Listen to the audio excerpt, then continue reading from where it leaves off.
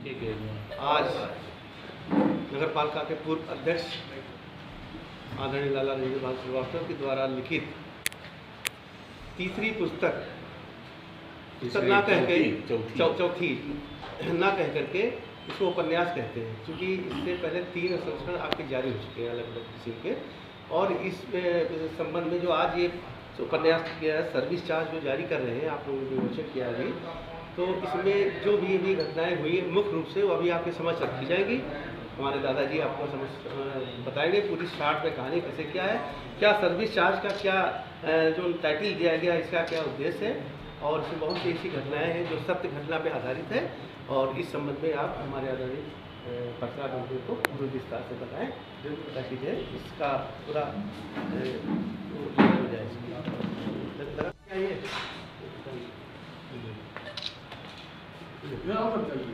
इधर आ जाए।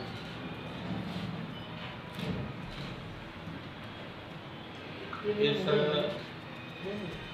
हमारी सर्विस चार्ज ये हमारी चौथी पुस्तक है। इसका विमोचन आज हम पद्धति को तोड़ते हुए, साहित्य का विषय है तो हमने राष्ट्रपति पुरस्कार विजेता नेता को नहीं बुलाया, हमने राष्ट्रपति पुरस्कार विजेता हमने सुभाष श्रीवास्तव जी को, उमेश श्रीवास्तव जी को चुना कि आज इनके द्वारा मतलब जो है जिसका विमोचन कराना है, विमोचन आपके समक्ष संपन्न। हमारी प्रस्तावना में भी पहली ही लाइन है कि ये पुस्तक है उपन्यास की विधा पर, उपन्यास की तर्ज पर है। ये इसको उपन्यास कहना बेईमानी हो जाएगा। इसकी विषय सामग्री, क्योंकि हर पुस्तक की कोई न कोई विषय वस्तु विषय सामग्री होती है। इसकी जो विषय वस्तु है वो मूलतः इसको हम 4 श्रेणी और अगर कुछ अपराध जगत की नई जानकारियों को भी शामिल कर लेंगे तो 5 श्रेणी में विभाजित किया जा सकता है। प्रथम सबसे बड़ा जो एक राष्ट्रीय मुद्दा भी बन गया है, घुसपैठ। ये समस्या आज की नहीं है, प्राचीनतम समस्या है घुसपैठ की।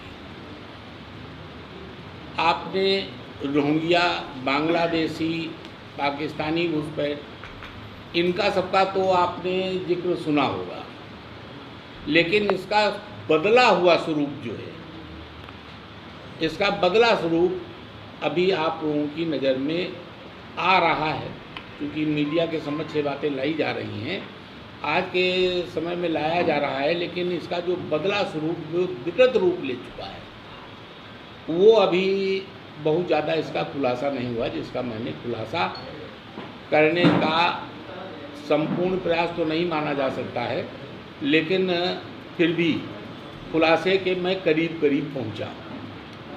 खुलासा ये है कि ट्रेनिंग कैंप पहले भी थे, लेकिन पहले हथियार चलाना सिखाया जाता था।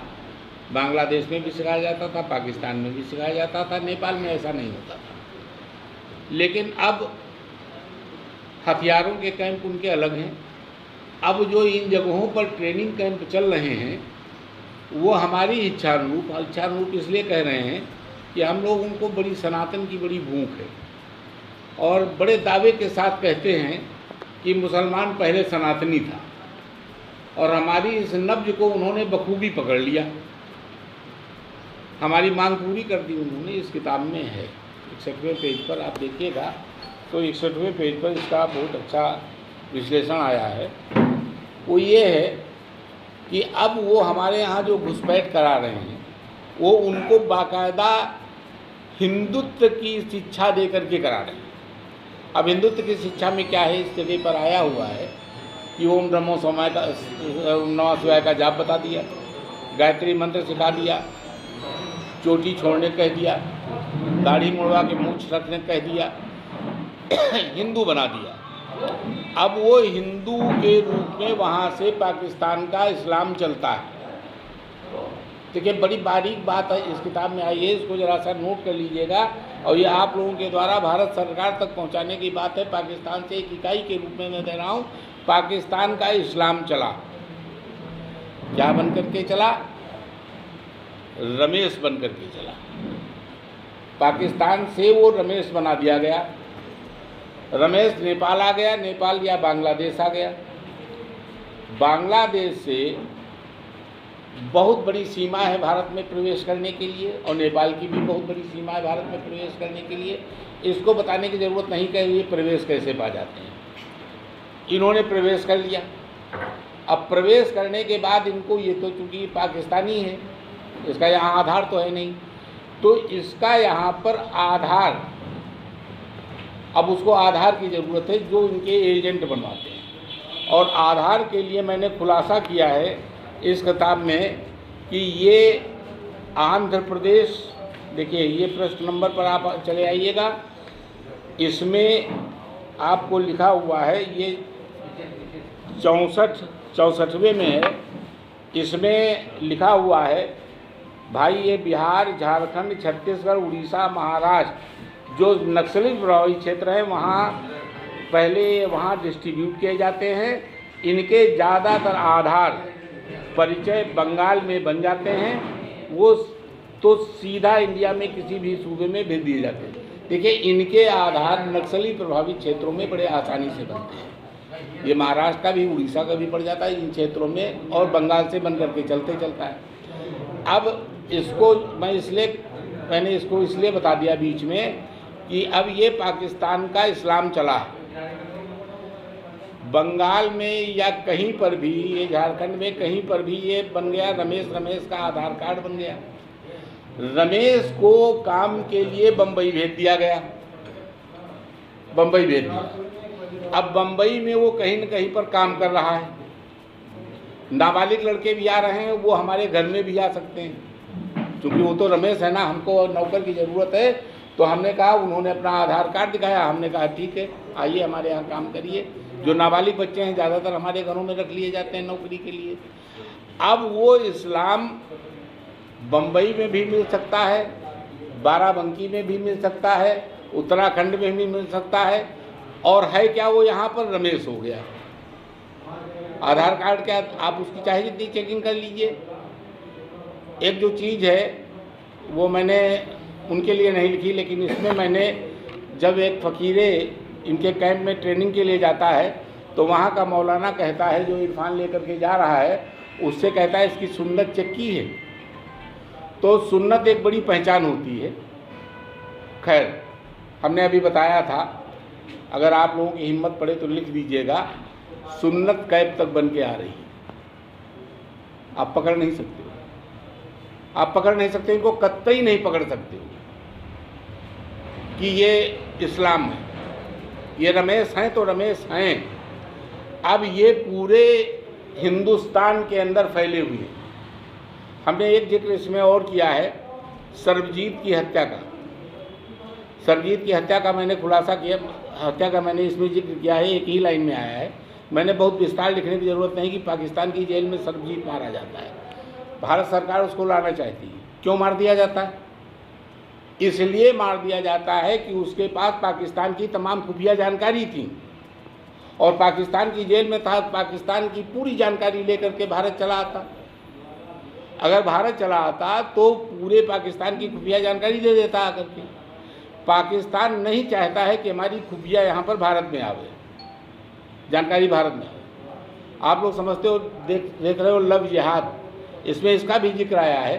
पाकिस्तानी तो यहाँ तक कर रहा है कि वहाँ की लड़की अगर वो ये सोच लेता है कि ये ब्याह करके हिंदुस्तान जाने वाली है, तो उसको वहीं पर रोक लेता है, अपने यहाँ शादी करा लेता है, अपने यहाँ शादी करा लेता है, ताकि हिंदुस्तान में जा करके हमारी खुफिया का काम न कर दे जा करके। ये जो साजिश चल रही है, और अभी इस पर मैं आपको बता दूं, हमने एक जिक्र इसमें और किया है, ये हमारे 54वें पेज पर दिया हुआ है। ये है इसमें कि 16 माइल्स, ये देख लीजिए, ये पेज नंबर 53 पर आप इस किताब में पेज नंबर 53 नोट कर लीजिएगा।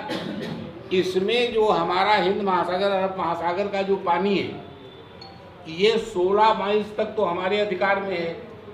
यहाँ पर तो हम अपना हिंदुस्तान का अधिकार चलता है, और 16 माइल्स के बाद इंटरनेशनल पानी ये हो जाता है।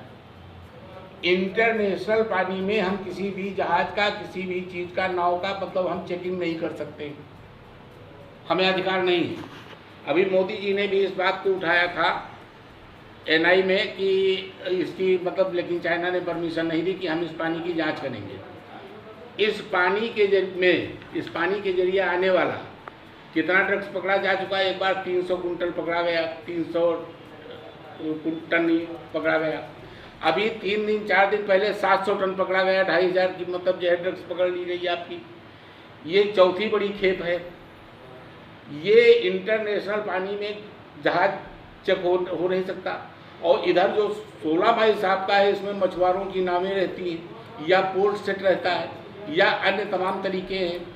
इस पानी के जरिए ये 16 माइल्स निकालना है इनको, ये गुजरात भी निकाल देते हैं, ये आपके हैदराबाद निकाल देते हैं यहाँ करके। इसको ज़रा सा आप देख लीजिए। ये थोड़ा सा आपको, हालांकि इस पर वेब सीरीज बन चुकी है, इसमें यहाँ पर लिखा हुआ है कि नेपाल में डी कंपनी के गुर्गे बबलू के निशाने पर, डी कंपनी के गुर्गे बबलू के निशाने पर, डी कंपनी ने डी बबलू को मारने के लिए 4 करोड़ की सुपारी। इस किताब के अंदर 27 नेपाल के मर्डर के केस हैं, 27 केस, और 27 केस मैंने बगैर डर और बगैर भय के किस तरह से लिखे हैं। जिसका जहाँ पर मर्डर हुआ और उसका जो नाम वहाँ था, अगर माजिद मनिहार मारा गया नेपालगंज में होटल में, तो फिर नेपालगंज में माजिद मनिहार ही मारा गया। कैसे मारा गया, गोली से मारा गया, किस होटल में मारा गया, किस नंबर कमरे में मारा गया, इसका भी खुलासा इस किताब में है। परवेज टांडा मारा गया तो इस किताब में है। अगर फैजान इस्लामिक मूवमेंट का महामंत्री मारा गया तो इस किताब में है। कितनी गोली पड़ी इस किताब में लिखी हुई हैं, किस स्थान पर मारा गया किस किताब में लिखी हुई हैं।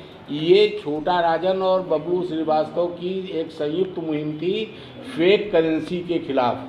आपने सुना होगा कि यहाँ पर जाली नोट आता था, जाली नोट आता था, जिसके लिए मोदी जी को जाली नोट फेक करेंसी को रोकने के लिए नोटबंदी करनी पड़ गई थी।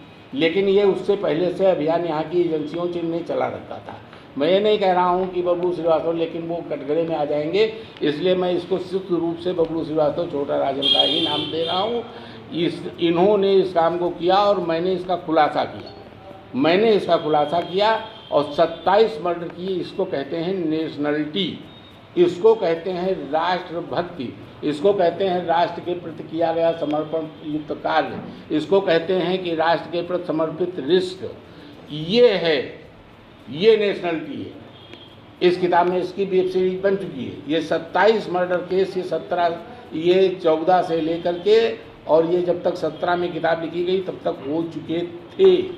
रियाज भुटकल मारा गया पाकिस्तान के अंदर, उसका जिक्र है, रियाज भुटकल मारा गया। इसके बाद भी कई घटनाएं हुई हैं जिनका मैं जिक्र अगली किताब में करूंगा। मददगार कौन कौन से लोग हैं, अली बुधेश का नाम एक बार बहुत चर्चा में आया था। आपने देखा होगा सारे विधायकों को यहाँ पर एक धमकी दे दी गई थी। बहरीन का एक पाकिस्तानी बदमाश है जो पाकिस्तान का भगोड़ा है, दाऊद का एंटी है। अली बुधेश का नाम बहुत तेज चला था। उसके बाद इंडिया गवर्नमेंट ने उसको क्लीन चिट दे दी थी कि नहीं, अली बुधेश ऐसा नहीं कर सकते। अली बुधेश का नाम का जिक्र इसमें है, इस किताब में। तो कहने का तात्पर्य हमारा ये है कि ये मुहिम भी यहाँ की भारत सरकार नहीं, गलत निकल रहा है, भारत के होनहार नौजवान, मैं कहूँगा राष्ट्रवादी नौजवानों के द्वारा भी चलाई जा रही। जितनी खुफिया एजेंसी सक्रिय हैं उससे ज़्यादा ये सक्रिय हैं, और ये रीढ़ तोड़ी जा चुकी है। और अतिशीघ्र गुजरात में एक पर गोली चली, नामजद हुए हैं, केस चल रहा है लोग, लोगों का दाऊद के आदमी पर गोली चली, लेकिन इत्तेफाकन पहचान गलत हो गई तो उसके जगह दूसरा चोट खा गया। हमारी सर्विस चार्ज में मतलब जो है खुलासा किया गया है उसका, दूसरा चोट खा गया लेकिन दहशत में आ गया। दाऊद कंपनी का आदमी था जो ड्रग्स स्मगलिंग में शामिल था। तो कुल मिलाकर के ये अति उपयोगी किताब है, अति उपयोगी किताब है। अब हम इतना साधन संपन्न नहीं है कि हम जन जन तक पहुंचा दें। प्रेस वार्ता का हमारा उद्देश्य इतना है कि इसको प्रेस के जरिए इसके जितने पन्ने आप नेशनल लेवल पर ले जा सकते हैं, आप ले जाएं, अंतर्राष्ट्रीय स्तर पर जितने पन्ने ले जा सकते हैं।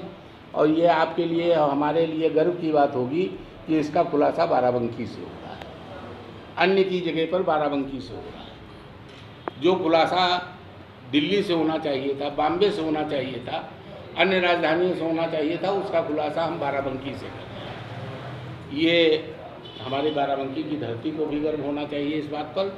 और ये किताबें आप लोग कुछ इस तरह से भेजिए कि अमित शाह और मोदी जी तक भी पढ़ने में जाए, भारत सरकार तक, जनता के तक पढ़ने में आए। ये मैंने पुस्तक का पूरा विवरण आपके सामने रखा है। अब आप इन पर कोई सवाल करना चाहिए।